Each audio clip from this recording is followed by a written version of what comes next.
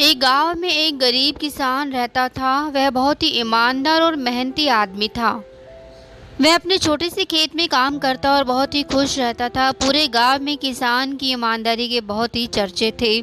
उसका एक दोस्त था जो उस गांव के राजा के यहाँ सिपाही का काम करता था।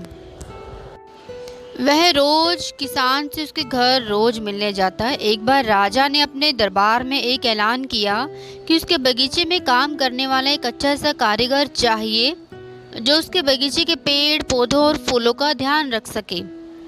राजा का यह ऐलान सुनकर किसान के दोस्त सिपाही ने सोचा कि यही मौका है किसान से मित्रता निभाने का। मैं उसे यहाँ बगीचे में काम पर लगवा दूंगा, उसका और मेरा साथ भी रहेगा और किसान का भला भी हो जाएगा।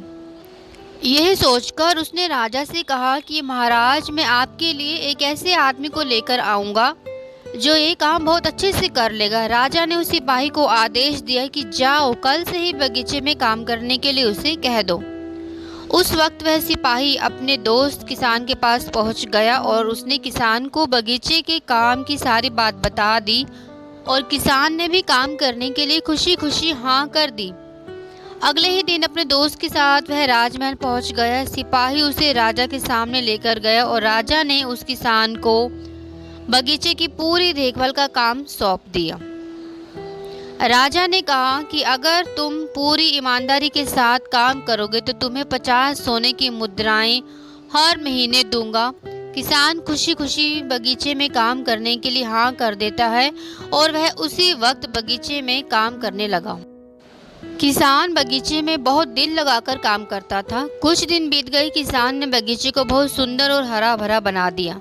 राजा को उसका काम बहुत पसंद आया। एक दिन किसान बगीचे में कुछ खुदाई कर रहा था तो उसने जमीन के नीचे कुछ महसूस किया।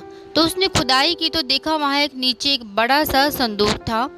किसान ने वह संदूक बाहर निकाला और खोला तो क्या देखा, वह सोने और चांदी से भरा हुआ था।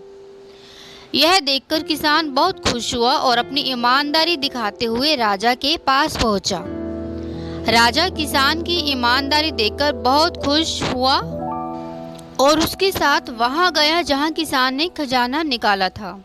राजा ने देखा तो कहा, यह खजाना तो हमारे पुरखों का है, हम कई वर्षों से इसे ढूंढ रहे थे। खजाना देखकर राजा बहुत ही खुश हो जाता है। राजा अगले दिन किसान को पूछता है, तुम्हें क्या इनाम चाहिए? किसान बोला, मालिक, मुझे कुछ नहीं चाहिए, मेरे पास जो भी है मैं उसी में खुश हूँ। राजा उसकी इतनी अच्छी बात सुनकर और भी खुश हो गया और उसने किसान को अपना मंत्री बनाने का फैसला किया। किसान ने राजा की बात मान ली और वह मंत्री बन गया।